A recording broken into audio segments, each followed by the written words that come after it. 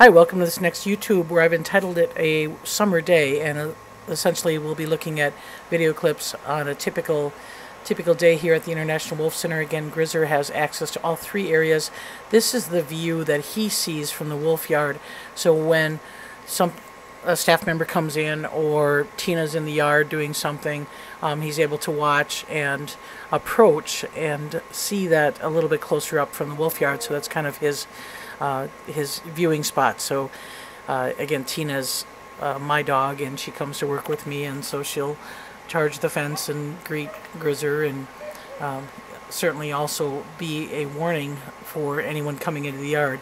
So she'll be barking at somebody coming in, and that gives Grizzer a heads up that there's somebody coming, and so he's going to kind of watch and be aware of it. And oftentimes, if it's just Tina, he'll come up and approach, or if it's wolf care staff, somebody that he knows.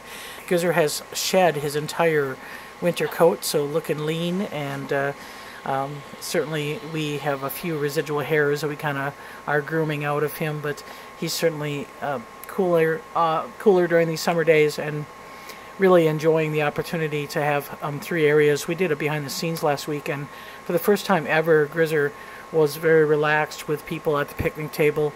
I think just having that opportunity to have more space and have a place to be able to retreat if he felt a little anxiety was good for him, and certainly he rested and did great for a behind the scenes program, which we hadn't seen for quite a while. So like I said, the three enclosure areas, there's different stimuli in each different area. The front pack holding area has stimuli for the wolf lab, as well as what goes on in the exhibit pack. If they're coming into the holding areas, the medical areas, if they're getting fed, that's something that Grizzer sees.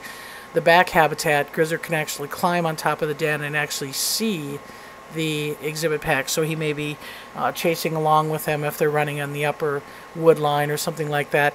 And then in the east pen, in the east side enclosure, there's so much vegetation that you know, he can interact in, and he actually did his Grizzer 500 running off the den, and this was kind of the tail end. Some of the staff said he took a bow after he did his race around the pen. A lot more hazardous on that side because there's a lot of trees, and we did hear him run into some bushes when he was trying to race around the pen. So that was a typical summer check, and again, he's doing great. We are responsible for washing the windows in the exhibit, and this is something that sometimes we lock the wolves off, sometimes we don't. In this case, we had a group here watching at the window, so we tried to keep the wolves out while we washed them. We use just Dawn dish soap, and you know, it's nothing toxic. It is certainly often used in wildlife projects, especially with oil issues with birds. We use it to wash our windows, and Aiden likes it. So the only drawback is when you wash your window and you have a wolf scent mark up against the window, you have to repeat the washing project. But it certainly was a good stimulus for him, and gave the kids inside a first-hand look of a wolf who was scent rolling right up against them. So certainly was probably pretty stimulating for the summer camp that was inside. So window washing is part of our job. We do have photographic sessions, and we've had some great opportunities. We have been feeding deer. They're not as big of a fan of beaver. I think this is heat. Beaver meat tends to spoil a little bit more. So that was Denali carrying a deer leg. He actually came back with a dirty nose. He had cached it up in the woods, and here's Luna and Bolts trying to find the cache. Well, Bolts was trying. Luna was just trying to bug Bolts.